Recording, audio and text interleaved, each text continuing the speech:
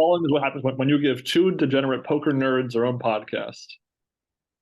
Indeed. Welcome everyone to this interesting show that we're about to explore. I bet you, which we'll get into. One of your hosts, East Coast Sam. Sam, I bet you $5 you can't get to this entire podcast without speaking in a funny accent. Well, yes, this is a great accent here, and I will be speaking in it. Okay, I'll pay you 25 cents just to stop so we can get out of this bed. I'm already sick of it. All right, I tried my best there. Yes, guys, welcome to the latest episode of the Two Fish at the Table Poker Podcast, talking about the somewhat short-lived TV show I Bet You, featuring Antonio Esfandiari and Phil Laak, a duo of poker best friends who are very charismatic, very entertaining, and very responsible for this very unique TV show that kind of borrows from a few shows that I kind of grew up loving. So it's kind of a weird mishmash. I think was kind of fun to look back on. And Sam, how about you? Yeah, I mean, the reason why I have a little bit of hesitancy in my voice that there are a lot of things I do like about the show that I think work. There's a lot of things I don't really think work or age very well. The show aired back in the mid 2000s on a channel called Mojo HD, Yeah. which is a channel that's since defunct. Really didn't have that much programming on it that's worthwhile. The show, it did well enough to do a second season, and apparently a third season was filmed but never edited or aired, which I think is kind of interesting. You'd think that there would at least be some footage of that out there, but anyway, they made this show. It's one of the most low budget shows in human history. I mean, obviously they paid Antonio and Phil some amount, and then they paid appearance fees to some of the other people who pop up, namely in season two, but also in season one. But yeah, I mean, it's really just the two of them in front of a camera with a camera crew and producers making bets with each other about all sorts of different things. Each episode has a sort of central bet that sort of bobs and weaves throughout. And then there's a bunch of just side bets, sometimes related to the original bet in some capacity, other times just sort of random whatever, especially in season one. In season two, I think things get a little bit more structured. And so a lot of the side bets are related to the main bet in some way. Or there's sort of side skits, there'll be a couple different bets around a theme, side bets that just happen to be in this episode, which again, I think sometimes works and sometimes doesn't. It can be kind of hit and miss, this sort of show. Yeah, so this is there are a total of 24 episodes, 10 for season one, 14 for season two. I looked up season three and I found some like very limited information, almost like IMDb information on the first two episodes of season three, but that's really all I could find. And it's made by North South Productions, which is the same company responsible for one of my favorite shows of all time, Impractical Jokers. And this show actually predates Jokers, but then it post dates Kenny vs. Spenny, and then conversely predates 2 Months, 2 Million. And really, in a weird way, if you kind of combine those three shows into one big ball, you would kind of get, I bet you, in some capacity here. And again, these are all shows that I can kind of enjoy on some levels more than others, but it's a mishmash, and I completely agree that there are a few elements, particularly involving women, that don't really age very well. Some of it still is amusing in a small way, but the camaraderie and the energy between Laak and Esfandiari is still very infectious. And these guys were a part of Pro Analysis on the main event broadcast for many years. And again, their sort of TV chemistry really shines through, and you can really kind of see how maybe a producer might have been convinced to make the show from scratch for television. Yeah, I mean, I'm glad you brought up Kenny versus Spenny because this is definitely what this show reminds me of. For those of you who haven't seen Kenny versus Spenny, it's a show about two best friends who compete in different competitions, one in each episode. So season one was something like who can stand the longest or who can stay in a van the longest. And then as the show went on, it got crazier and crazier. So it's very similar to I Bet You. Each episode has a task. It's really about the camaraderie between the two best friends really more than anything else. I mean, the bets are just kind of off to the side, betting on, who can get to a location the fastest, betting on, how many times a person has done something else. Like this stuff doesn't really matter. It's really about the dynamic between the two leads. I mean, I prefer Kenny versus Spenny over this because it's more streamlined. It's more like a sitcom than anything else. The competition sort of secondary to the exaggerated persona of Kenny and Spenny. Kenny is the devious, mastermind, whereas Spenny's the neurotic, straight man who doesn't make too many jokes, and you just see these two bounce off against each other. With Phil and Antonio, they don't have as well-rounded comic persona. But they do banter with each other very nicely, and there's a lot of fun moments between the two of them, as well as their friends and family who also appear on the show in a couple different episodes. There's some fun stuff there too. But yeah, I mean, I prefer Kenny versus Spenny over this, but there's still some stuff in here that I like. I mean, I specifically draw towards the Kenny versus episodes that are like, who is the better blank? Yeah. Because a good number of the main bets are of that nature. Who's the better ballet dancer? Who's the better bartender, etc. You know, those episodes of Kenny versus Spenny are kind of very a parallel to a good number of the bets here in I Bet You. And you know, for me, if I Bet You, some of the charm for me really was in sort of the moments where like they're arguing over the bet itself, like, you know, I won because this, or I won because that, or you cheated because this, or you know, like the semantic arguments, or you know, trying to figure out the odds. Like, I'm totally a favorite to win, so I'm going to give you like 3-1 odds on this bet because I'm going to usually win, or a bet spinning off another bet, or a third bet coming off of that bet, or trying to get the money right back after a bet. You know, just those smart moments like that are kind of fun. And again, these are very short episodes. They're 24 minutes long. I watch them at 2x speed. That's what I always do. So we're talking barely over 10 minutes for one episode. So I was happy to kind of tune into the next one, see what kind of wacky stuff they try out next. And again, the charm for me was kind of just seeing them try something brand new to them. And, you know, they've never skydived before, so they want to try it out. They've never done circus acts, so they're gonna. That's kind of cool just to see two kind of not everyman, but kind of just non-professionals in a certain environments get thrown into there and see how two total amateurs do in something that they have not done before. Yeah, and this is technically speaking a poker show, not just because Antonio and Phil are poker players, but also poker as a motif bet, you know, goes in and out of every all these episodes. A lot of the bets center around poker. That's probably the thing that occurs most often beside bets about intimate experiences that the participants in the show may or may not have been having. There's quite a few poker moments here and there, but it's again not really a poker show in the same way that Poker After Dark is. You know, you don't really get whole cards. It's sort of done jokingly and facetiously. You know, I'll bet you that you can't find somebody who's better at poker than me. Things like that. So if you're interested in poker, you definitely can find some elements of that in there as well. Yeah, I learned about, you know, 9 card Omaha was Right.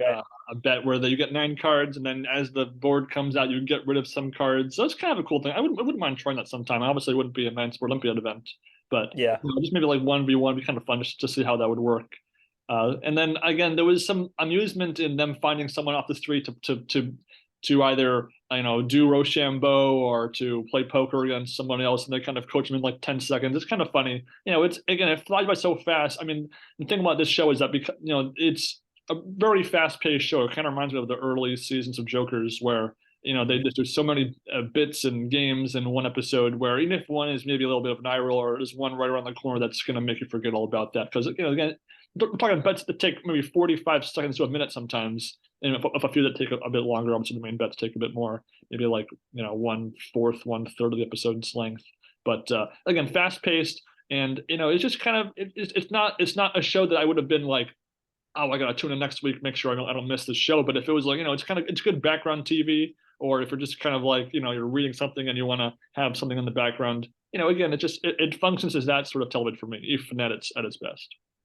Yeah, same here. I mean, these were all very easy to watch episodes. They're all on YouTube. So Jennifer Tilly has her own YouTube channel. She has the entire season 1. You can find season 2 on another guy's channel, and he has a playlist of everything, so you can just watch through it bit by bit. You know, it's not pretending to be anything it's not. This is a low budget, you know, easy to watch television show, 24 minutes an episode. You know, the editing is okay. You know, it's not over the top. It's not trying to, you know, exposit on politics or anything. It's not, you know, it's kind of promoting some of the businesses in there that are featured in there, but nothing too in your face or in your nose about it, unlike, you know, Face the Ace or what other shows we've reviewed. Yeah, I mean, there's again, each episode has some moments here. I mean, we're not trying to, you know, this isn't the worst show ever made or anything. It's not Tilt, but you know, it's interesting. Yeah, and to your point about the editing, one choice was before a major section of bets or a game, they would have like a title card with like a quote said by somebody, and then they'd play. So, I mean, I didn't really think that was needed, having Yeah. that bit in there. It was a little bit of extraneous, you know, obviously a little bit of B footage used for that, or whatever. But I don't know, some of the quotes are kind of funny, but then when you know it's coming at some point, it kind of takes some of the comedy out of that quote out of the way. And the one, you know, each episode maybe back-to-back episodes might be in the same location, but for the most part, Las Vegas, California, Tennessee, New York City, there's a few locations, so you get a little bit of sightseeing if you're not familiar with the area on display in that episode. So there's a few things to look out for if you're just sort of a casual television viewer here. Yeah, absolutely. I was actually surprised. I'd seen the first three episodes a couple of years back, and I was surprised that they actually going to New York and San Francisco and all these locations. You'd think, again, for as low budget of a show as this, you could just stay in Vegas. There's so many attractions you can go to. There's so many bets you can make. But their willingness to go outside of Las Vegas definitely did help a little bit. It brought a little bit more life to the show. Yeah, and each episode keeps tally of the win or loss total for both individuals, and occasionally a third person gets in there if they're doing a three-way bet, which is kind of fun. I think for the first season, Esfandiari was up maybe like 10 grand or so. I didn't do a full tally, and then season two, more episodes. I think Laak a bit more successful in the betting, including the epic finale of season two. We'll get to that in a little bit, but I think just kind of going through each episode briefly, because again, we're not going to go over each individual bet in each episode, but I think at least discussing maybe the highlights plus what the main bet was, and just sort of our thoughts on each one. So episode one in Los Angeles, the main bet being bartending. Who is the better bartender? They get tips, and so they go off of most tips wins. And the way these are structured, there's sort of like a half scripted, half fake spontaneous bit where they're like walking down the street and they come across a location or a topic and conversation of what they want to do, and then they'll usually be meet the instructors. They'll have some sort of fight over who gets to be whose teacher is whose. So maybe there'll be a bet about that, and then maybe there'll be one or two more sections about them learning about something or betting with something else, and then the end of the episode will tie it together, and they'll have the final part of the bet played out, and then sometimes there'd be a punishment besides on top of the bet besides money. So it could be $500 for a bet, and then also I get to punch you in the face. That's not a bet, but that's just they'd be on top of what the bet would be about. And so it's kind of like, almost kind of like a humiliation kind of thing from Cambridge Spenny or Jokers or even 2 months 2 million. So again, that's where I kind of tied some of the similar factors there with those shows. Yeah, I mean, a lot of these smaller bets throughout are $500 or $1,000, sometimes a little bit more, especially in season two. The big bets tend to be anywhere between $2,000 and $5,000. So, I mean, there's some stakes here. I mean, obviously, Phil and Antonio are well off, and however much of that money is theirs or the producers, I don't really know. The show claims that this is actually their money, but I don't know. But yeah, I mean, the fact that it's $500, off of, how old is this guy, or, is this person wearing certain things? It does add a little bit more stakes to it than if it was just like $5. Ben and I just made a $5 bet, which, I won. You better give me my quarter, Ben. So Okay, fair enough. And so again, a couple of I kind of, to even label it, kind of like, I would say like cringe Me Too-ish moments of the show. There not as many as I thought there would be if you take away the Las Vegas stripper pole dancing stuff from the equation. But episode one does have one where they bet on like the type of underwear a woman is wearing, and it's kind of creepy. I mean, she doesn't seem too bothered by being a part of this because there are TV cameras, and that does change people's reaction to certain things. But I don't know. I cringed a little bit about that. Luckily, I think there's maybe only a handful of those kind of moments in the whole show, luckily. But nonetheless, I was a little like, a little uncomfortable watching stuff like that happen. Yeah, there's a lot of bets on, when someone's lost their virginity, a lot of bets on, there would be a female instructor and a male instructor, so they would bet on getting the food, get the female instructor.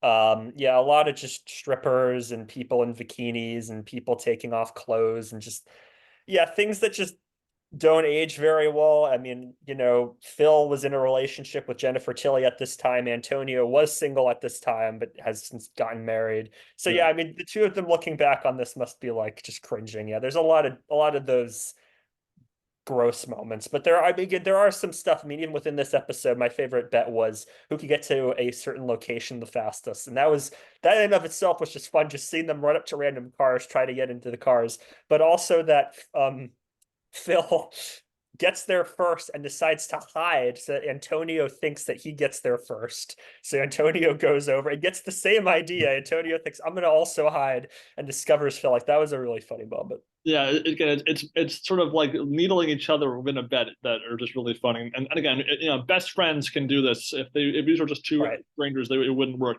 nearly as well. And again, that was absolutely hilarious. The actual bartending itself is not a very television spectacle kind of thing to watch, so probably ranks lower on my hierarchy of the main bets that the show has done. But not boring, and it did lead to a punishment where Esfandiari had to wash Phil's car with one hand, which is like such a weird, like specific thing that is just kind of funny, just the idea of only having to use one hand. So I laughed at that part too.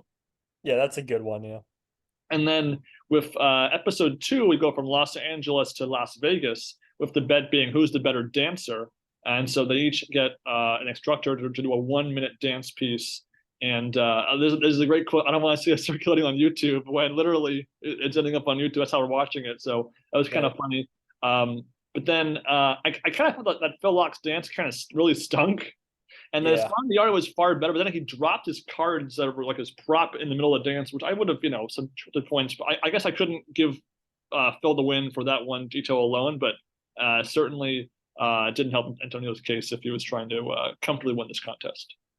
Yeah, the dancing was my favorite part of this episode. Just, there's a couple different dance ones throughout, and neither of them are especially talented, but it's, they're going along with it. They're having fun. It's for a couple $1,000. So, it's not too mocking, but when they mock each other, though, that's really funny.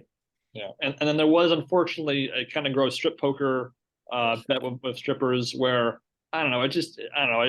I don't think that that's particularly cool. I mean, obviously, if their job is stripper and they're being paid to be on TV to do it, then I guess they're willing to do it. But I don't know. I just not my thing. Not my thing. Not my thing either. Yeah, I don't like it. Yeah. So in episode 3 gets us to Venice Beach, so California, but a different part of California, and this was a surfing bet, and this was a $5,000 bet with a punishment of was it like wearing a certain shirt on TV? I forget. Yeah. Yeah, was wearing a shirt. Yeah, and then again, the surfing not my favorite. Again, it's not very dynamic of a contest, but Esfandiari pretty much crushes Phil Laak in this one, and he takes a pretty sizable chunk of cash compared to the first two, where it was fairly even back and forth with the bets. Yeah, my favorite moment from this episode was they each had to find a random stranger and have them play poker for $2,000. So first off, it's them running through the crowd, asking people, what's the best possible hand in poker as a way of scouting, and people are saying a full house or something else. They each finally get a guy, and they're given 10 minutes to teach the other person. And they're trying to say like, okay, Antonio's going to teach his guy to do this, and Phil's going to teach his guy to do that. There's this sort of mind play, friend versus friend mindset going on, and Antonio wins. It's just kind of funny, throughout. Sometimes Antonio and Phil are recognized, which is kind of like an interesting dynamic that that they are celebrities of a sort out there in the world, and online poker was online poker and televised poker were big things back then. That's kind of another interesting element that occurs throughout the show. Yeah, because this episode's aired in 07 to 08, so you presume maybe they're filmed in 06 to 07. So again, still kind of in that mid 2000s poker boom era, ESPN airing all those episodes, and I can't say either one of them had made a deep run on the main event in this era, but they were at least in some of the earlier events that lead up into the main event when ESPN would air all the preliminary events. Right.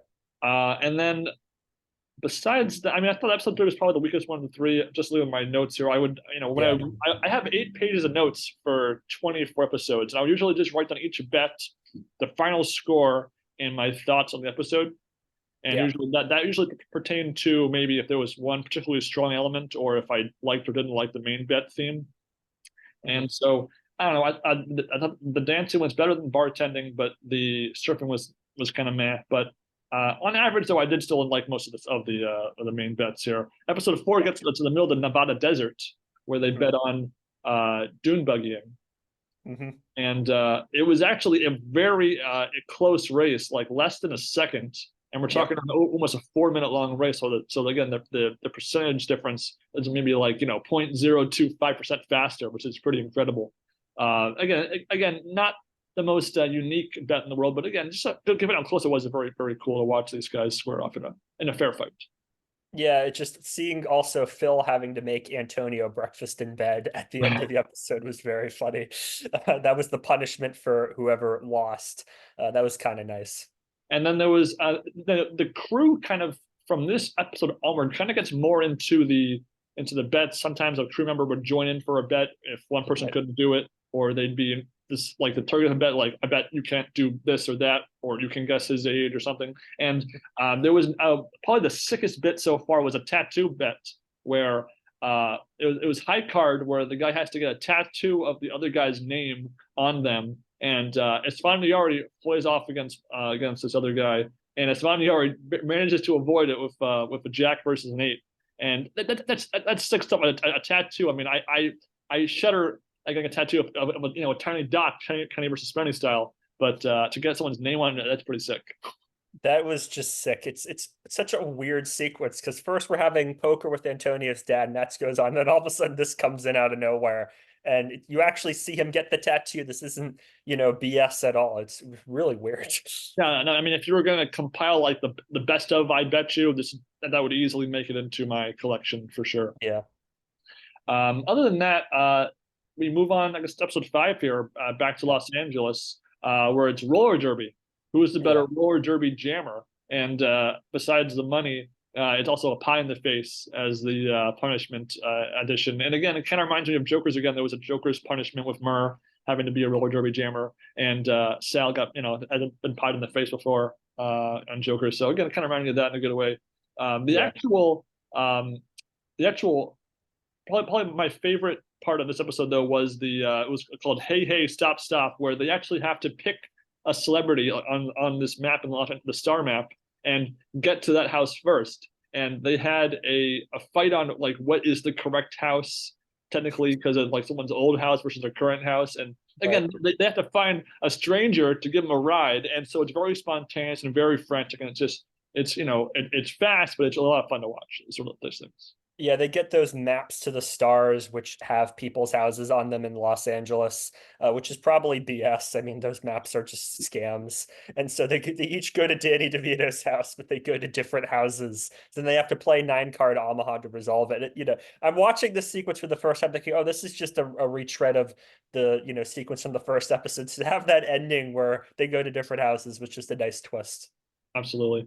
And then a couple other pretty amusing bets that was like, piggyback riding a random Barney Yeah. costume mirror was pretty funny. There was you get more autographs in 7 minutes. So just kind of again some pretty on point bets that really were entertaining for me. Yeah, absolutely. Episode 6 was again some more Los Angeles.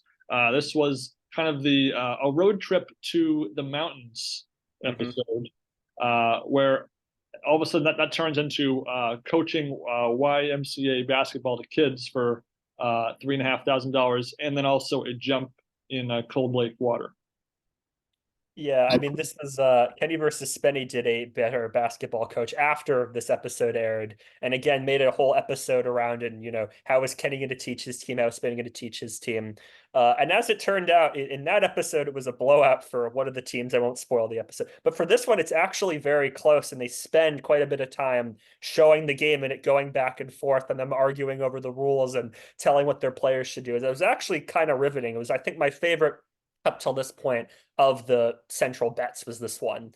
And then the humiliation of just jumping in a freezing cold lake. I mean, damn, that's Yeah, just terrible. absolutely. And again, it was just some kids against kids, so very fair fight, unlike Kramer Spenny. Yeah. And again, a slight change of pace with some other bets there, so I appreciated it, and I liked it a lot. And it then brought us to our first episode in sort of the other half of the country with New York City for episode 7 here, with paintball being the main bet, and they had world champion paintball athletes, Yeah. players as teachers, and so and then sometimes how fast that first bet can come out is so funny. Like, oh, they just bet on the price of a gun, and then Right. boom. I mean, and then they're already off to the rest of the episode. Um, with this episode though, it's kind of the Phil Laak domination show. He really kind of just rules the world. He goes up almost $10,000 in this episode alone, which again, when the main bet's only 4,000, that means he was just crushing that in this particular city.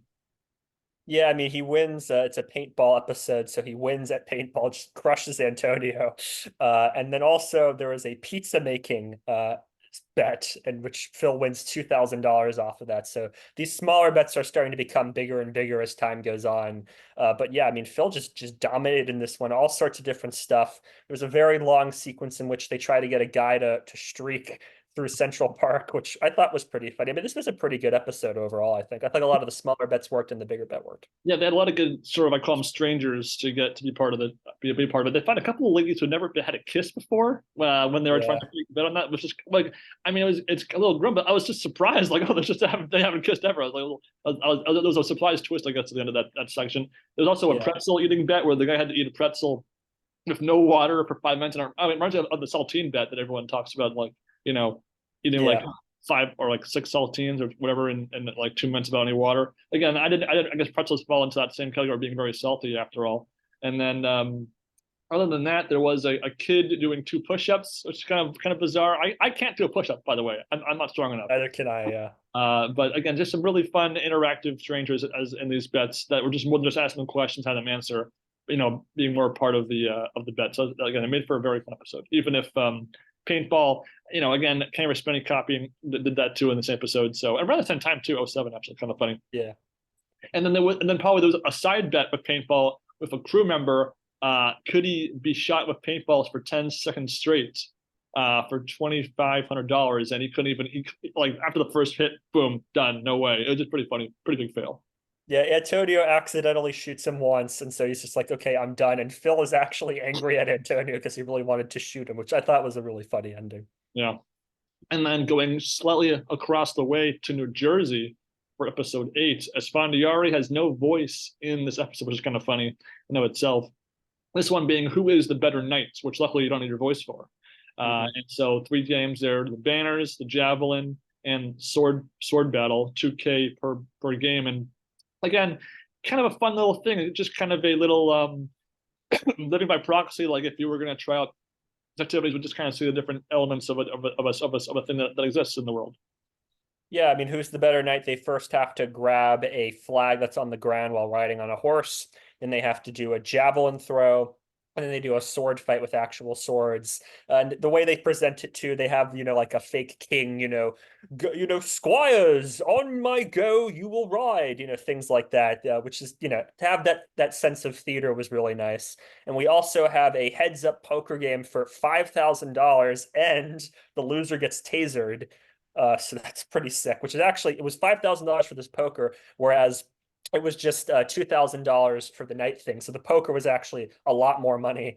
It's just funny to see Phil loses, spoiler, Phil actually like lose and just like threaten to jump off the roof and try, finally give over the 5K. That was a funny moment. Yeah, and the first hand of that match was pocket 8s against pocket 9s, and it's finally already flops the 8 to win. So it's like a pretty big cooler in the first place. Yeah. And then kind of the other major antics that were kind of stood out to me was all the mannequin stuff, where they see a mannequin in a window of a shop and they buy it and they pretty much adopt it, and it becomes like a part of the I Bet You family for the episode, which is kind of funny. Just silly stuff like that. Just playing wrong role playing a little bit. It was funny. Yeah, it was really funny. I mean, they just buy this mannequin. It's a very ugly looking mannequin, by the way. Like it's the most hideous thing I've ever seen. And then they make a bet on how long it will take for somebody to touch the mannequin. And there's these 2 women who take a photo with it, and they almost touch it, but they don't touch it. They have a camera shot shows that they don't touch it. So Antonio wins $500, and then the mannequin just disappears. Yeah, it kind of felt like a sort of atypical Joker's game.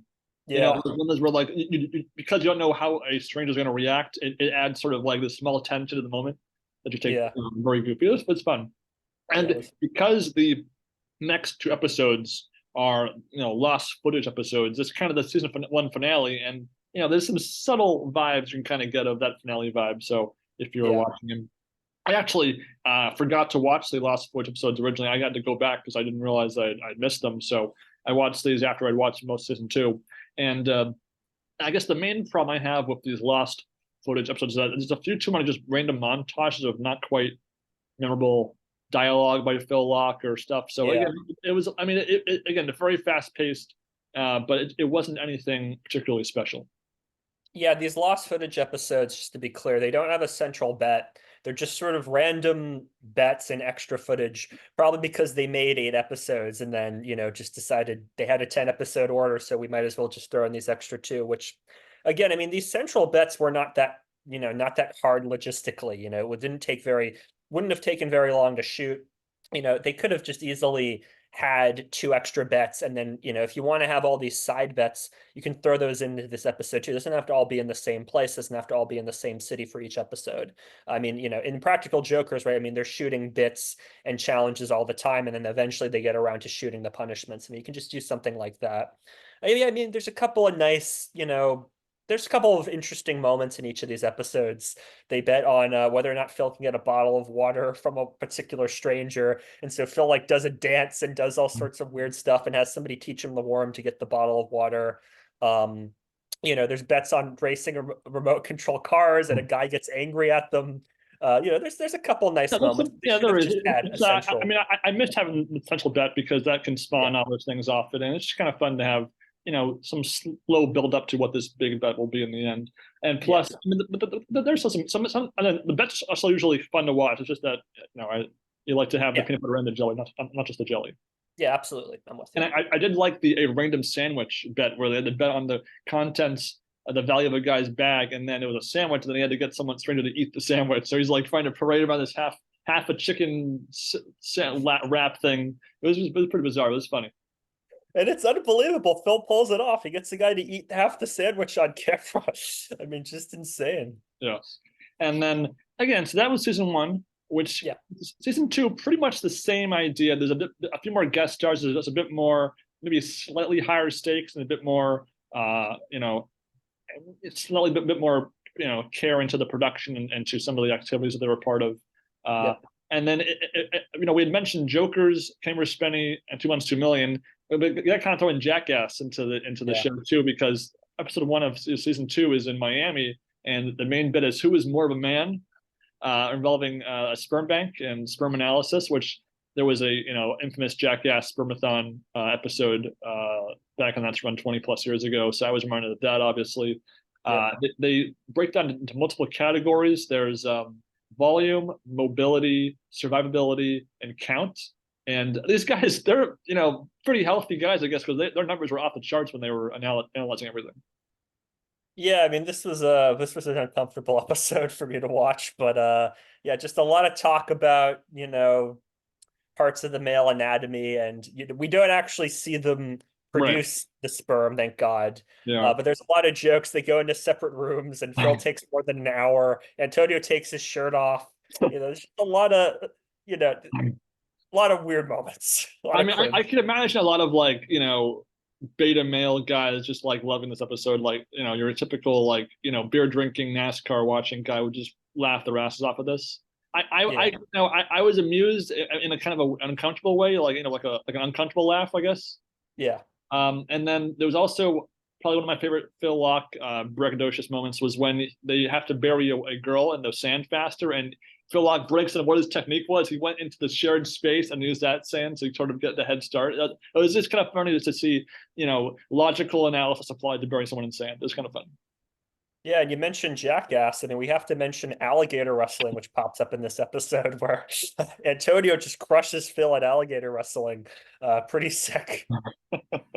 And then there was another kind of not quite jokers, but kind of jokers where they call a paint store and try to get them to talk about not paint for as long as possible for 5 minutes. And Esfandiari almost pulls it off, but at the 4:53 mark, gets the I gotta go, sorry. And so that was a pretty intense ending to again kind of an unusual but fun bet. Yeah, that was a really fun bet. I mean, I really didn't know if he was going to pull it off or not. But how do you talk to somebody at a paint store for 5 minutes and not say the word paint once? But he was asking questions like, was Williams and Sonoma, so like, how long have Williams and Sonoma been in business? Things like that. So that was funny. Yeah, and so Miami gets the first 3 episodes of season 2 to it. So episode 2 gets us to who is the better model, like a catwalk model, and it kind of comes down to both the catwalk, photo shoot, and then posing is a Mhm. tiebreaker. So again, something unusual that you wouldn't normally associate with Phil Laak and Esfandiari to any degree. And I gotta say, the photo shoot Esfandiari like Oh really yeah, pulled it off really well. I was pretty impressed by that. yeah. And then he does win the tiebreaker, which again, Esfandiari. I think he was a lock to win this one. If I had bet you on the betting of them, I would have bet on Esfandiari from the start. Yeah, and the punishment is that Phil has to have makeup put on him. So Antonio goes for the jugular and puts a monobrow on him, just a unibrow right there. And he has to go to a restaurant with a unibrow, and it's just terrible. And then other bets here, I guess there was also the who could hold their breath the longest, which I again would have guessed Locke would have lost, but he did pull that one off. That was pretty impressive. Yep. There was a lie detector, meet the parents Yeah. vibe that we had here. And Locke just he can't even like begin the test correctly. Just his paranoia over finally always trying to influence like a third party in a bet was a recurring thing, and that was a pretty funny segment as well. Yeah, that was my favorite section, was just their banter, them trying to ask each other questions and they're hooked up to the lie detector. It's, trying to read the lie detector without the lie detector guy telling him what to do. It's funny. Yeah. And then the last part of the Miami trilogy is who is the better firefighter, with the ponton being blasted by a fire hose, which is, I guess, fitting. And then, the one bet that I really enjoyed in this one was getting someone to take 5 pictures of Phil, and this is a Spanish speaking gentleman, and they want to hear the click on the camera, and he makes him work for it by getting him lunch, and it takes a long time, but it works out. As Fandiari thought he was like, this is the best bet in I bet you history, and doesn't quite. Wait, no, am I there's something else now? Oh no, you're right. Yeah, this Oh is no, it. oh no, that was for the firefighter drills thing. Excuse me. Yeah, firefighter drills. Yeah. I'm buying two. My lines were consecutive there, but yeah, but Phil wins the picture bet, and then it's fine. They draft a firefighter for the drills faster, and then Locke gets the chance to do the same drill, and he pulls it off. He crushes it. So Esfandiari was so you know overconfident in that bet, so it was an impressive win for Locke to do what the firefighters could do in more time, but less than half of what time he had was allotted to by Esfandiari. Yeah, and they actually have to run into a building and rescue Luke, the mannequin from New York, at the end of the season. And Phil crushes Antonio there too. So this is another big Phil episode. Absolutely. And then there was another amusing bet where they get a girl's phone number, and then the bet doesn't work unless the phone number is correct, and it works, and the Hong Kong number, so it doesn't work. And so it kind of like they do a flip for it, and it's kind of a wash in the end. But it's a funny little bet that goes an extra level to verify that they actually won the bet in the first place. Yeah. Other than that, I think a bit more of Luke the dummy. Yeah. It's involved here. He has to be saved during the firefighting routine. So again, he kind of gets adopted by the show for a few episodes. He was also in some of the lost footage clips too. And then Right. yeah, so again, Phil dominates this episode. It's a pretty, even though Esfandiari was up probably like 9,000 after season 1, the pendulum swings back pretty equally in season 2, if you ask me. Yeah, absolutely. With the next episode being an undisclosed location in California. Who is the better Top Gun or better fighter pilot for $5,000? And this is pretty cool. This is not something that average Joe can walk into a business and do. That was pretty cool. Fantasy sort of fulfillment bet. Yeah, they actually get to go up in planes and shoot at each other. And there's some, rules that you have to stay within a certain amount of altitude. Also, there's an extra bet on top of it that the fastest kill in 5 rounds gets an additional amount of money. And it goes back and forth between the two of them. I mean, right back and forth, and Phil manages to win and wins $5,000 off of it. So yeah, I mean, it was a lot of fun. We get to see footage up in the airplanes as they're going up and seeing the looks on their faces as they're shooting at each other. I mean, that was pretty funny. Yeah, and at the same time, we get a game of charades with a mime, Laak Esfandiari, and Jennifer Tilly Yep. in a guest appearance here. They play charades, and Phil Laak fails at actually guessing the real Unabomber, which is just the funniest ironic fail of this entire show, probably. And again, I thought that was pretty funny too. Yeah, and Jennifer gets to guess her own movie, Bound, and gets money off of that, which I thought was kind of funny. And then almost as funny, or maybe as funny, is there's a poker game that accidentally or on purpose, Esfandiari's magic trick deck gets used. So the cards are marked. So Esfandiari literally knows every card in the deck. And so he predictably pulls off the win. And the punishment is sort of to wax the other one with, hot wax, literally. And Esfandiari doesn't take the money because, he's a fair guy, I guess, in a sense, but he doesn't reveal until the very end that he knew each card before the game started. So that was, again, just a very funny happenstance of poker action that, maybe one every 3 episodes has poker in it. But of all the poker bets, probably my favorite little moment of each one. Oh yeah, that was a great moment. I mean, that's one of my favorite moments in the whole show. It's just him getting to wax Phil, and then at the end he reveals that he knew all the cards. Like that was just great. Yeah, so again, probably might be one of my top 3 favorite episodes of the whole show was this one. It just was a lot of funny stuff, a lot of cool moments, and again, I just I think again with 24 episodes, top 3 is pretty impressive. Yeah, absolutely. Which gets us back to Los Angeles for who is the better singer slash songwriter. To be decided by, I guess, applause, which is a little subjective still, I think. And Yep.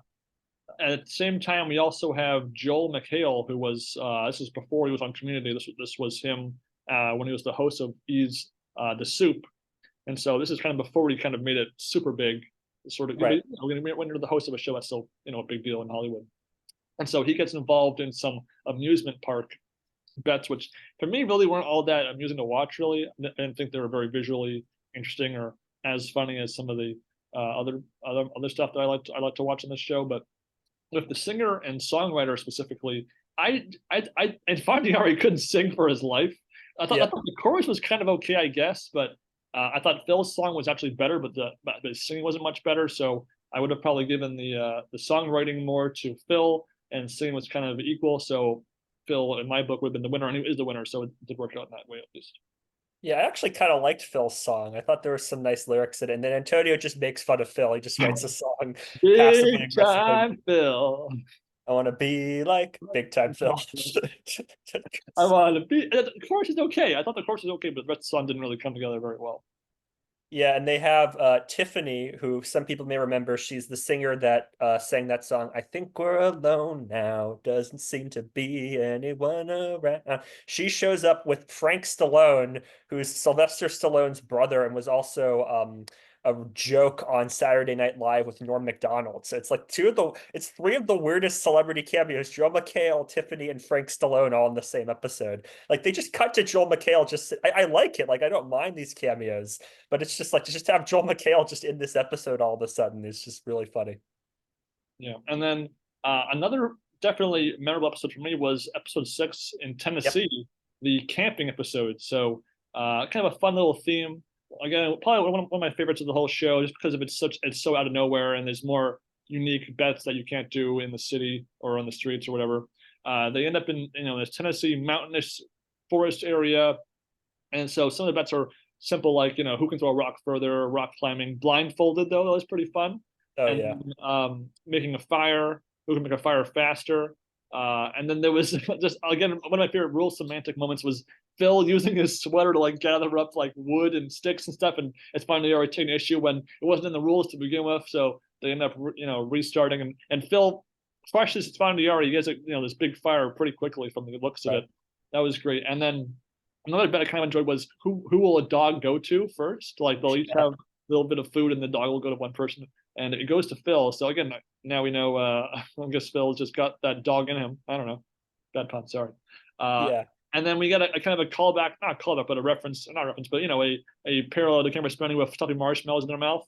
And they both look like they're gonna die. Like they're putting their faces all red. They look like they're gonna choke to death. Like it was pretty intense. Yeah, and then there was this weird bet. Antonio was eating baked potato chips, and he had a bet with somebody else that he couldn't eat fried food for $20,000. So Phil made a bet with him on whether or not the chips were baked, which is such a strange thing. And Antonio, of course, won, but it's Like just like only such a baked versus weird like bet. fried and then baked, so it's still Yeah. kind of as baked. Yeah. And then there was an axe throwing bet that was, I guess you kind of have the axe throwing. It's kind of a classic. And Yep. then fishing bet was kind of the punishment bet of the episode. It wasn't hinted at the start of the episode and then sort of built up till the Right. end. It was the finale, and so Phil wins, and the besides the $1,000, Esfandiari has to eat half a worm, which is gross. But I feel like I don't know, with water, it's not terrible. I feel like some guys have that bug gag reflex, but as long as in my head, as long as it's like safe to eat, I'm not gonna like get poisoned or die. I can do it. That's my thought. That's fair enough. That's fair enough. Yeah. And then we have a trip to East Tennessee here Yep. with sort of two main themes here. One being Demolition Derby, and two being the Civil War reenactment. Yeah, And and Phil also broke his toe, so he can't do, he's in a wheelchair for most of it. One of the funniest moments in the whole show for me is at the very end of the episode where Antonio's pushing Phil in a wheelchair and Phil falls over. Antonio's just like, "Oh, sorry." Like you could tell that wasn't scripted, like that was just an accident. And Antonio's genuinely apologetic. Like I thought that was a kind of a sweet moment. yeah, and again, this episode kind of marked a very strong portion of season 2 for me. I like the change of Yeah. pace these episodes gave us, which is kind of the fun of the show, is that every episode's a little different. Um, After the boat accident flashback, we have the demolition derby where Laak has someone ride in the car for him, and then intercut is them sort of getting like in the way in the sense of the Civil War. Like they're kind of getting in trouble, if I'm getting in trouble, because this is like a serious thing in Tennessee. It's not just like people doing this for fun. Right. It's kind of a whole culture to it. And so when they're like talking to the actors, like, "Oh, how many times have you done this, or what do you do with that?" They're kind of there's a section where they get in trouble with security, and so they do a bet around getting a hug from someone from the resistance or the security of the reenactment crew that fails. But it's just kind of funny them, because usually with TV shows, what they're doing is permitted by the businesses or by the people on the streets. But so to have them kind of get like pushback was pretty unusual. Yeah, it was such an odd sequence, and trying to get a hug from the guy for $600 is just a perfect way of doing it. Absolutely. And then other than that, I would say there was a bet about how many phone numbers an EMT has gotten on the job. That was kind of like funny, like, wow, I guess if you want to be a player, become an EMT, and you'll meet all Yeah. the needs. I suppose it's kind of bizarre. At least that one, it didn't involve the lady half of the equation, so it wasn't as cringeworthy because it's not as in your face in that point. Right, exactly. And so the actual demolition battle, it comes down to really, Esfandiari, he appears to be crushing his opponent, and then, but you remember Newton's third law, as the more he hits his car, the more force is hitting his own car, and so it comes down to they kind of get frozen in place here, but the tiebreaker goes to the last aggressor, which makes sense to me. But I was surprised that it looked like it was going to be a throwaway victory to Fandiari. Yeah, that was a funny one. Which gets us back to the poker capital of the world, Las Vegas, for the next couple of episodes, with episode 8 doing who is the better race car driver. Yep. Again, another car related bet. Probably, again, it was a little cringy, but my favorite part of this episode was definitely the sex hotline bet, because it was just so bizarre, and the acting by Esfandiari, it's just, I'm sorry, I was embarrassing to watch that, but it was also pretty funny too. Yeah, so I mean, they bring in Howard Lederer and Ellie Alezra for this one. And at first, they just do a basic poker bet with them, and Phil and Antonio actually beat them and win $5,000. And then they start making a couple other bets with them. And so they make a bet on calling a woman who had a sex hotline, and whether or not she could answer political questions correctly. So Howard and Ellie bet that she can't answer more than 4 questions, whereas Antonio and Phil bet she can bet more than 4. And so Antonio calls her up on the phone and is like, "Hey, you don't really turns me on politics." And it starts like just asking these questions. And at first it seems like she's answering all these questions correctly. It seems like they're gonna win, but then all of a sudden she like blows the last few questions. So Howard and Ellie actually win $5,000. This was the, one of the biggest bets in the show. And yeah, I mean, this scene goes on for like a minute. It's super cringe. I mean, just Well, as far as you're like, oh my god, I'm questions. so turned on by that question. It's, like his acting is atrocious, but it's just he's actually saying this to someone. It's just that's why it was funny to me. Yeah, it's just like, oh, so good. And then there was a great another frantic in the streets bet where they've got to find someone named Frank. again, kind of like in Jokers where they had to try to find a Beth. And so Yeah. they're just like, "Are you Frank? Are you Frank? Hey, Frank!" Are you just randomly trying to find a Frank. I thought like, those kind of bets where they're just randomly trying to find someone on the street was also a lot of energy and a lot of fun to watch. Yeah, and they required that the Frank have to give their ID to prove that they're Frank. So there were a couple of Franks that wouldn't give their IDs, so they didn't count. So they're just like screaming, and this is all for $500. This is a small bet, so it's really funny to see that. Yeah, and then there was also a bet on how many people a Hawaiian guy can get to smile in 5 minutes. Just like just really random stuff that if you listed them, just be funny to read off out loud. Yeah, absolutely. The actual race itself comes down to who can get to the top, the fastest speed in 4 laps of time, and it's pretty close. But Phil does pull it off at 169 miles per hour. And these guys, just as they're watching the other one race, they're like, "Oh my god, this is so cool! We're like going so fast." But, they're really embracing each challenge in each episode. That's why the show is a lot of fun to watch, even when I roll my eyes sometimes. Yeah, and speaking of embracing the challenge, the next episode, who is the best detective? And this is my favorite sort of central bet throughout the entire show. It's this really interesting like escape room type thing where they go to one location, they have to open a safe, and then they get like a card that tells them to go to another location. They're actually going to all these different places. There's a lot of props, and it's just fun to see the two of them also sabotaging each other. Like there are points where they're actually like fighting with each other over props and things, trying to sabotage the other. This was a really fun one to watch. Yeah, and I had never heard of this kind of experience before. I've done many escape rooms or escape room Right. adjacent activities, and this one they have a shuttle that can literally shuttle them to spot to spot. And it's probably a good 4, 5, 6 locations that they go to over the course of one detective case. And it's unfortunate that they're both finding clues in the same space to find the next spot, and they're because they never really leapfrog each other or go Right. elsewhere and then come back together. So I would wonder if maybe.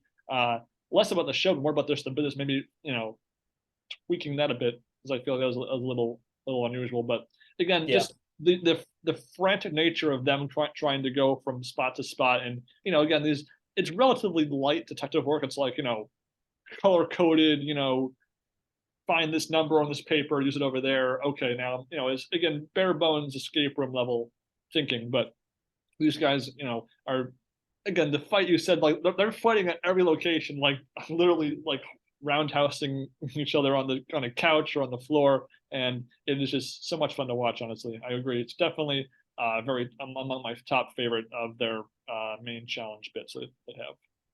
Yeah, and Antonio recalls season one where Phil hid from him. So when Antonio, the final step is to go to a post office and open a post office box, he decides to trick Phil. And so when Phil comes in, Antonio's acting like he can't open the lock, and they fight each other, and then Phil beats him and then opens the lock and reveals that Antonio actually has the gem, which I thought was a great moment. And it was good revenge for again one of my favorite moments of season one, which I totally agree Yeah. with. Which as season two winds down with episode 10, we're back to Los Angeles for a couple more episodes with uh, two kind of main threads being fencing and then a poker game with various Hollywood people kind of being the secondary plot of sorts. Lots of Princess Bride references actually in this episode. It's kind of funny. Yep. I did feel that the fencing match was pretty intense. I mean, they're playing Yeah. first 5 points and it gets to 4-4, so that's pretty cool when it gets to that. I thought that was worth it that way. Yeah, there was also a great bet. Who needs more therapy for $2,000? So they actually took some time for the scene and showed the two of them just talking to each other, and the therapist is watching it. And it's just the two of them making fun of the other and trying to say which one needs more therapy. And Antonio wins. I thought that was my favorite moment in this episode. Yeah, I like that. And then there was a guy from a show, Home Improvement, at this poker game, so they bet on like how many episodes there were, which is a little cliche, but it's fine. They did that like Iron Cow, like Oh that yeah, I don't know Mechanical what it's Bull. called. Yeah, they have the Poker After Dark host or hostess being the third person, and she crushes both of them. I wonder if maybe better balance as a woman, or maybe less body weight, so there's less force in one direction to shake you off. I'm not sure, but she pulls off the win. The ride actually times out because it only meant to go for about 25 and a half seconds. So she actually outlasts the ride, not just Antonio and Phil. Yeah, and that thing looks dangerous. I mean, it's actually whipping you around, and both Phil and Antonio just get thrown to the ground. They have padding, but it's still just, geez, I wouldn't want to do that. I agree. And again, a whiplash much maybe. Yeah. Ugh. And the next part of this Los Angeles two-parter here was episode 11 with two main things. First is Love Line with Dr. Drew, a radio show, and then also Sharon Elizabeth gets in on a couple bets, including a notable one with a mouse race. And Yeah. with this episode, I actually thought there was not quite enough Love Line content. I Same here. would maybe another minute or two because it was not something I've ever been a part of or listened to, but it was just sort of bizarre to see something I'd never heard of before really on camera. And I would have liked to see a bit more of them in the host role to see how more of how they were doing as that in that co-host role. Yeah, the main challenge was who is a better Love Line host. So this is a radio show for those who haven't heard, where people call in and they ask about romantic and sexual questions. And a lot of the sort of side bets in this was with the people who were calling into the show. How many times have you done this? How many times have you done that? Which I thought was kind of an interesting dynamic. But yeah, I mean, we didn't really hear enough of their hosting in order to determine who is the better host. But there were some other interesting side bets in this, like who can make a better ice sculpture. And you have a guy critiquing their ice sculpture. The rat race also takes a very long period of time. Shannon Elizabeth just crushes Phil and Antonio for this one, which I thought was pretty funny. And there's also a Rochambeau challenge with Annie Duke playing people that Laak and Esfandiari find in the streets. Annie gets off to a good start and wins against Phil, but then loses to Antonio's proxy. Yeah, And then from there, because they incorporate like Shane Elizabeth and Annie Duke, the actual numbers for the tally get a little askew. So by the end, we have it's Esfandiari winning $8,299, and it's Philip being down $8,001. So little yeah. unusual there. But again, I would have liked more Love Line, but you only have so much time, and they have all these guest stars, so they only could allot so much time to each person. I understand. Yeah, absolutely. Which gets us to episode 12. Who is the better trapeze artist in San Francisco? And there's a little bit of like a fourth wall humor Yeah. joke about trying to come up with some sort of organic excuse to talk about the circus, which is just kind of funny to have to acknowledge that it's all totally scripted, even though it's not. Yeah, they're like, how the heck do we talk about this? Let's just go in, which I thought was a nice moment. Yeah, and there's a lot of side bets that take place in here. Who can somersault better, who can climb a pole the fastest, who can ride this wheel thing that like you step up and down on it and the wheels move, which I thought was kind of fun. And Mhm. then also they had an interesting side bet with two viewers who won a contest for a bet on the show. Who can sell more lemonade in 15 minutes? Which I think is a great side bet. You just see Antonio and Phil just desperately trying to haggle with people to sell as much lemonade as possible. And Antonio takes an early lead and essentially just sits back for the last few seconds while Phil is screaming at people to buy lemonade. So that was a whole great thing. Yeah, I agree. And then there was a bet that I was shocked by where they bet on how long it would take Esfandiari to learn a particular trapeze move. And Yeah. it's like they're saying like years, not even like hours, days, weeks, months. No, years. That's pretty crazy. Yeah, it is crazy. With the actual trapeze judging, Esfandiari kind of fails. Yeah, I mean it's not easy, so I don't blame either of Yeah. them for not being. But Phil actually kind of pulls off this move, and they literally maybe had like 40 minutes maybe of instruction on this. So Yeah. props to Phil. It's like that move where you go on that thing, you kind of go upside down, and you kind of grab by the next person over. I mean, it's even by amateur level, it's pretty impressive to pull it off.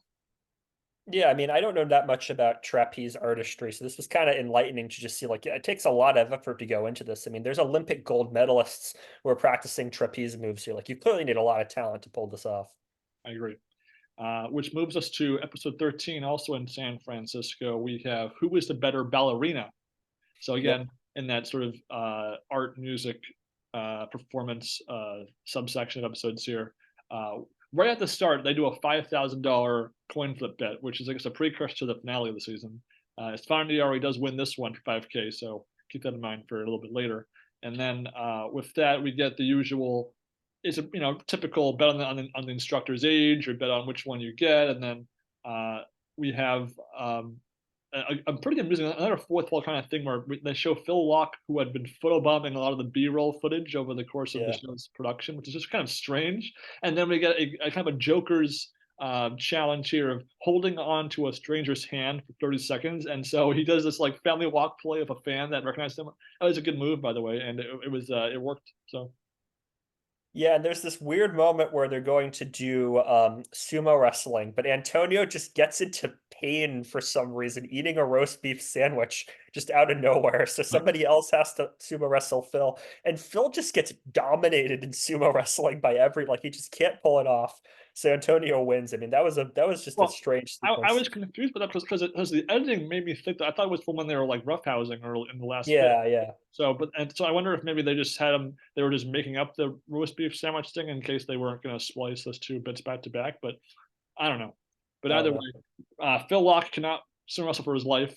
We learned that much, and from there we move on to kind of the four categories of how the better ballerina will be judged. There's technique, musicality, overall, and stage presence. And so each one's given their own scoring. I mean, out of 5 out of 10. Esfandiari probably gets off to the worst start you can imagine, where he misses the start because no one actually said the word start, and he like tries to yell at the guy saying he didn't yell start, but he was kind of like almost going off at him anyway. So it was a weird little like, oh, you know what, I'm probably gonna mess up, so let me just make an excuse and we can start it. Phil was a bit behind the rest of the performances. Like this is like multiple people at once doing the same routine. Right. But he wasn't that bad, Phil. And Esfandiari, he does okay after his take two, but again, just it was a good little, focusing in on each person's technique and stuff. I thought it was fun to watch, even if Esfandiari was a little bit of a crybaby. Yeah, I mean he loses pretty much because of that, which is funny. And then they neither of them really want to do this task, which I think is really funny. So at first it's 3,500, and then they both scale it down while the results are being read out loud to 2,500, and they've each got their cash in their hand. They're like, "Oh, maybe I won this one, or maybe you won this one," which I thought was kind of funny. It's funny that they just did this. I wonder how they came up with the suggestions for these bets, if it was the producers or if they had any say in it. Probably a little bit of both. Yeah, a little both. With episode 14, the big finale of the show, we have back to Las Vegas for who's the better skydiver, judged on both speed and accuracy. Hmm. And within the same episode, we also have Esfandiari's dad pop in to be witness to a $20,000 coin flip for all the money. And Esfandiari, again, this is a few years before he wins the big 1-for-1 drop, so not a big deal. $20,000, even if he only got some of the $18 million after taxes and staking. But Laak does win back the 5K from the last episode's coin flip plus the 15K to win that one. And they get a little joke about his dad saying like, "Oh, Laak was a bad influence on Esfandiari," but I mean, it's just it's a bizarre choice to have a coin flip for that much money. But I guess they wanted to they might know this, but it would have been the finale, so I guess that's why they wanted to do that. Yeah, I mean, it kind of upstages the bet, which is, who's a better skydiver for $4,000, which, isn't a super interesting bet because it's based on like accuracy and some other factors, which are I didn't think it was super well explained or shown. But yeah, I mean, the $20,000 coin flip, and Antonio, as you might imagine, is genuinely upset afterward, and he's telling the cameras to go away and all that, which before he rides off in a van, which I thought was funny. Yeah. And then there was one bet that I thought was so minute, but was funny about how many it was. It was they each pick a word and they got to bet on the instruction video for the skydiving which word will get spoken by the guy first in the video. Yeah. And they're like trying to find the word. There's someone saying like if the word is yours, like saying like you are, like oh he's enunciating it so close that I almost had it, or jumping instead of jump. So again, you're like so close but so far when you're trying to win that kind of bet. But it was a very unique kind of bet that I really liked. Yeah, absolutely. And again, even though the skydiving is not the coolest bet in practice, it is, it's still skydiving is still pretty cool. I mean, Yeah. they both do it. They don't chicken out or anything like in like Morales and Jokers. And so it's definitely kind of a finale worthy activity, even if it's not the most, crazy bet in the first place. But Yeah. that kind of concludes, I bet you. Again, it's been now 16 years since the show ended, and season 3 has never popped up in some capacity elsewhere. So maybe this podcast right now will excite the internet to like influence North South Productions to release that season as like the unreleased exclusive content brought to you by the 2% podcast. Or maybe Antonio and Phil can just do another season if they want. I mean, they each have enough money. You can just hire a team and just do challenges like this. Have Kenny versus Spenny show up. That would be fun. Yes, or if Phil Laak and his founder want to come on this show and explain why they didn't fight to have season 3 be released in some capacity. If they wanted to just go on, come on here and tell us what would have been season 3, that works just as well. I'll take that Yeah, as well. absolutely. But besides that, guys, so and overall, even though there are individual bets or bits that weren't as effective as other ones, I still think the show as a whole is pretty lightweight but enjoyable entertainment for the average person. Even if you don't know these two guys, you get to kind of know them through their screen presence on the show, and maybe just watch an episode or two, see if it's your taste. The comments on the YouTube are pretty positive usually, and it's a shame it couldn't have lasted a little bit longer, but 24 episodes still not bad. Yeah, I mean, again, that they filmed a third season shows that there was some sort of an audience for this. Didn't get a whole lot of press. I think Daniel Negreanu wrote a blog post about it, and he had good thoughts. Yeah, I mean, for what it is, a low budget reality show, it's good. There are other low budget shows like Kenny versus Spenny or Impractical Jokers that I prefer, but I had a decent time watching this. I would probably watch some of these episodes again sometime. Me too. Yeah, this is totally fine if this is the type of content you enjoy doing. If you don't like this type of content, you're not going to like this. But if you like Jackass, if you like Kenny versus Spenny, you'll probably like this, I think. Absolutely. And Yeah. again, it's still way better than Tilt. I like it more than 2 months, 2 million. Yep. And I still kind of like that show a little bit too. So again, that should tell Yeah. you. It gets my thumbs up for a grade. I'm gonna give it like a number or a letter grade or anything, but I'm happy we were able to watch it. And from there, Sim, I think as far as poker news, Negreanu had posted on his YouTube kind of an end of year recollection on his total year. He lost about $2 million in 2023, and then Yikes. ironically, his first event of this year, he wins the first event of the PokerGo Tour Last Chance Championship for like $200,000. So that's about a 10% bite out of that loss there. And again, pretty cool to see him start off the year on a strong note. But then I was kind of trying to follow the PokerGo Tour events here, and so they had all those events at the end of the year. Then they have the last chance, like 8 events, and then they have the Yeah. PGT Championship event. I don't understand the flow of this. I thought we were done, and there was a leaderboard, and there was points, and there was Player of the Year for that or something. But I guess there's more. It's just I don't know. I feel like there's just so many events and so many subsequences of events in this brand that it just doesn't mean anything to me. Yeah, I'm not really aware of how the structure is. It just seems very convoluted. Whatever is fine. I mean, again, more poker events, the more that content you can make and put out there.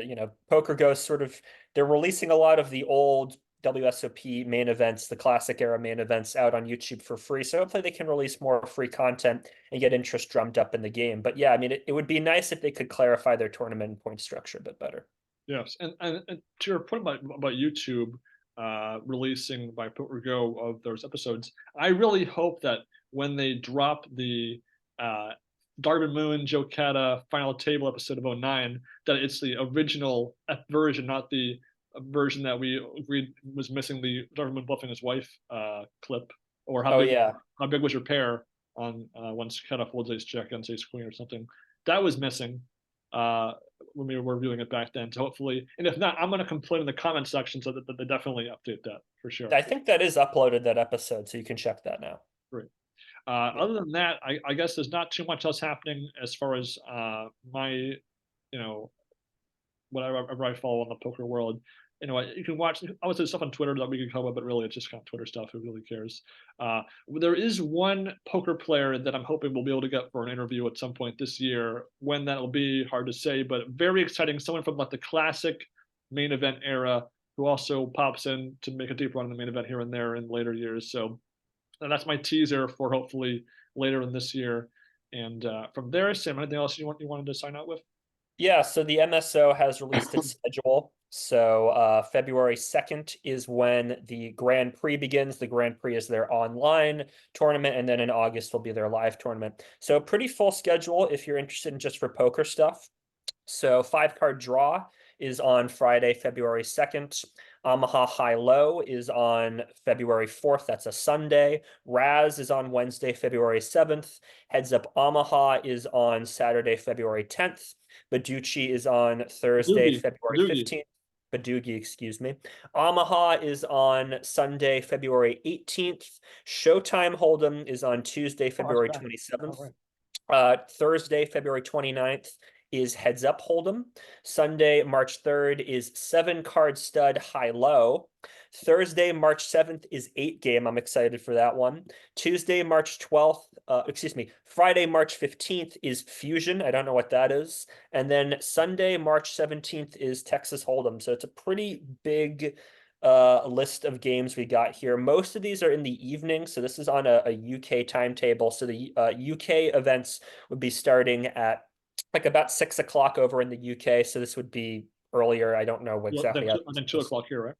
2 o'clock or so here. I think something like that. Yeah. Or is it 4? So yeah, I mean, I think you can register.